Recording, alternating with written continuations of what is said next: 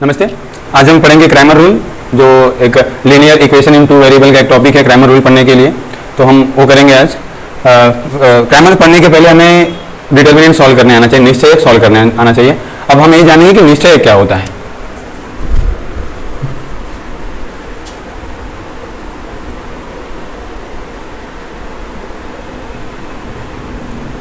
Cramer का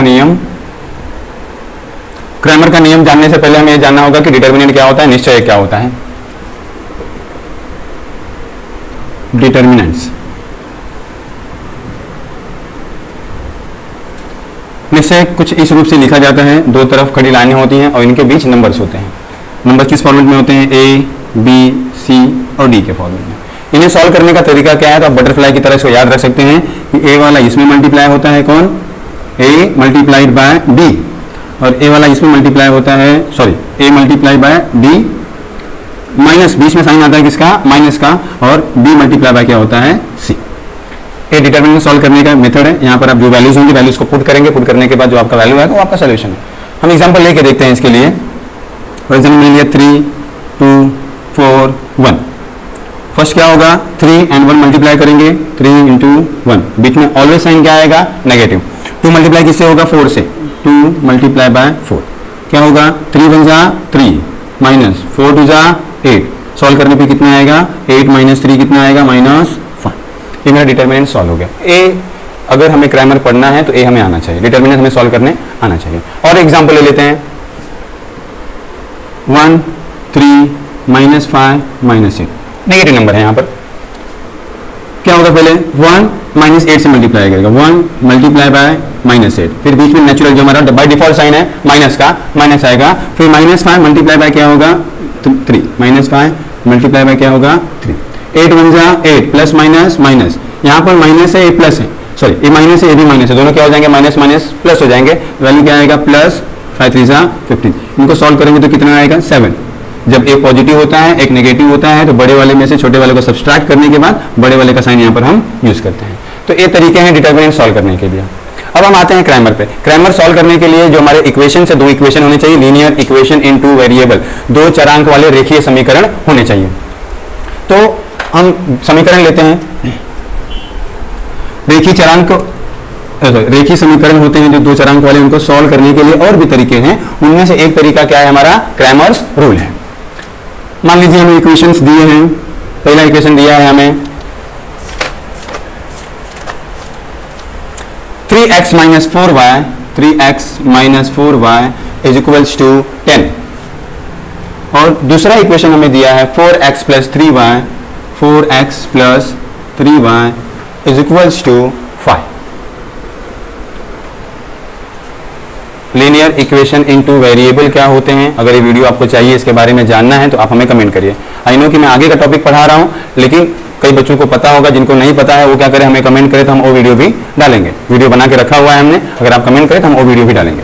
चले, तो लीनियर इक्वेशन इनटू वेरिएबल क्या होता है? सिंपल सी चीज़ है कि वहाँ पर दो वेरिएबल होनी चाहिए।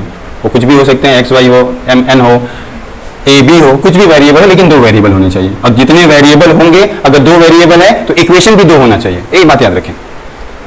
तो जो हम सबसे पहला क्रैमर का जो रूल है सॉल्व करने के लिए, जो सबसे पहला काम हम करेंगे वो करेंगे, जो भी हमें इक्वेशन दिया है उसको अप एंड डाउन मैनर में लिखेंगे। क्या करेंगे? अप एंड डाउन मैनर में लिखेंगे। जैसे ये लिखा मैंने 3x - 4y is equals to 10, ये मेरा इक्वेशन नंबर 1 हो गया। और जो इक्वेशन सेकंड है मेरा 4x + 3y is equals to 5। पहला काम हम ये करेंगे कि जो भी हमें इक्वेशन दिया है उसको अप एंड डाउन में लिख लेंगे। जो पहली चीज हमें फाइंड करनी होती है वो फाइंड करनी होती है हमें D. D stands for determinant. D निकालने का सबसे अच्छा तरीका है कि जो आपको इक्वल के लेफ्ट हैंड साइड में जो भी आपको वेरिएबल के साथ में कोएफिशिएंट दिया है, तो वेरिएबल छोड़ के आप कोएफिशिएंट को लिख लो। वेरिएबल छोड़ दो और कोएफिशिएंट को लिख दो। यहाँ पर कोएफिशिएंट कितना है? 3। यहाँ पे कोएफिशिएंट कितना है? -4। यहाँ पे कोएफिशिएंट कितना है? 4। यहाँ पे कोएफिशिएंट कितना है? 3। ये फर्स्ट स्टेप है। सेकंड हमारा, फर्स्ट तो हमको अप एंड डाउन लिखना था, सेकंड स्टेप क्या है हमारा? जो ये सेक्शन दिख रहा है आपको, ये जो पार्ट दिख रहा है वेरिएबल छोड़ के, जो नंबर जिस फॉर्म में दिख रहे हैं, 3 ऊपर है 4 ऊपर है तो ऊपर के पार्ट में है, ये 4 और 3 नीचे है तो नीचे के पार्ट में है। आप इतना ध्यान रखें, आपके ध्यान में इतनी बात होनी चाहिए कि जो ए सेक्शन है वो एक्स का सेक्शन है और जो सेक्शन है ये वाई का सेक्शन है। मतलब ये जो कोएफिशिएंट है 3 और 4 ये x के कोएफिशिएंट हैं, और जो a वाली जो कॉलम है यहाँ पर जो -4 और 3 है ये लोग y के कोएफिशिएंट हैं। ये बात आप ध्यान रखिए। फिर अभी हमने डिटर्मिनेंट सॉल्व करा था, सेम मेथड से यूज करेंगे। 3 इंटू 3 ये हमारा डिफॉल्ट माइनस, फॉर्मूले का माइनस है। फिर -4 इंटू 4 इसको सॉल्व करेंगे तो क्या हो जाएगा, 3 3 सा 9 माइनस माइनस प्लस 4 4 सा 16, तो सॉल्व करेंगे तो कितना आएगा हमारा 25। इसके बाद d निकाल लिया हमने। अब जाएंगे हम किसके लिए, dx के लिए।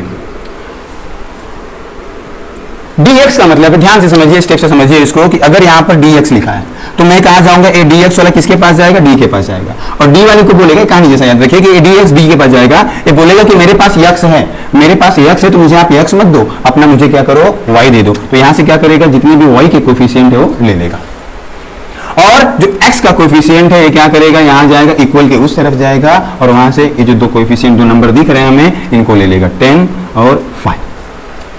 फिर समझिए dx किसके पास गया, d के पास गया, इसके पास x था, इसने इसको बोला कि मेरे पास x है, मुझे x का पार्ट मत दो, मुझे y दो, तो उसने क्या किया, y का पार्ट ले लिया, और x की पार्ट के लिए क्या किया गया, इक्वल के राइट हैंड साइड में गया और वहां पर जो कोएफिशिएंट थे वो ले लिया 10 और 5। अब इनको सॉल्व करेंगे हम लोग। 10 3 जा 10 इंटू 3 माइनस 4 इंटू 5, 10 3 जा 30 माइनस माइनस प्लस 4 5 जा 20, कितना हो जाएगा 50।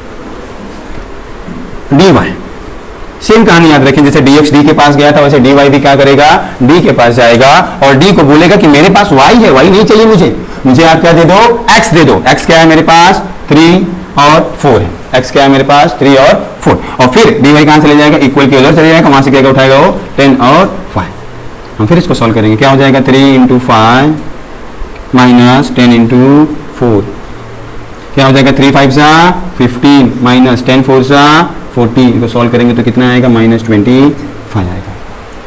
ये तीन चीजें हमें मिल गई।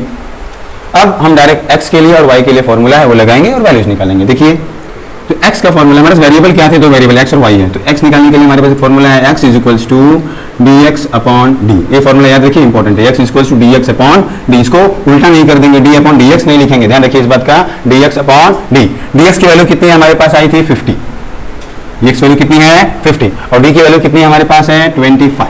इनको सॉल्व करेंगे तो 25 बन जाए 25 और 25 2 जा 50, तो एक्चुअल वैल्यू x की कितनी है 2, therefore x is equals to 2। Similarly y के लिए फॉर्मूला है dy अपॉन d। dy की वैल्यू हमारे पास कितनी आई है -25 अपॉन d की वैल्यू कितनी है 25, सॉल्व करेंगे तो कितना हो जाएगा -1 अपॉन 1, और इसको लिख सकता हूं मैं 1, तो y की वैल्यू कितनी आई -1। मेरा आंसर क्या हो जाएगा, x, y is equals to 2, -1, ये मेरा आंसर हो गया। अगर आपको और क्वेश्चन जानने हैं, अगर और क्वेश्चन आप चाहते हैं कि मैं करूं तो आप इसके लिए आप कमेंट करिए। Thank you.